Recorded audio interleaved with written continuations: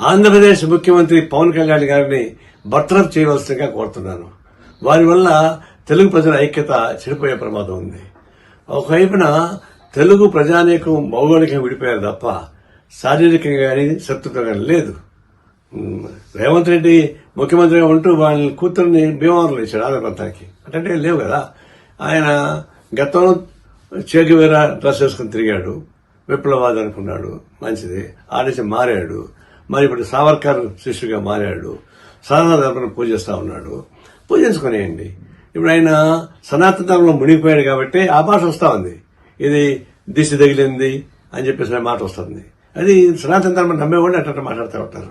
అంటే ఆయన స్వేచ్ఛగా తిరగమని చెప్పండి, సనాతన ధర్మాన్ని పూజాల్సిన తిరగమని చెప్పండి, గుళ్ళు తిరగమని చెప్పండి, హాయిగా ఉంటుంది, హాయిగా మంచిది. అనే కానీ రాజకీయ నాయకుడు కానీ తగడు ఉప ముఖ్యమంత్రిగా ఉంటే రాష్ట్ర ప్రజలకు ఉపయోగపడదు కాబట్టి తక్షణం వారిని బర్తరఫ్ చేయవలసిందిగా కోరుతా ఉన్నాను.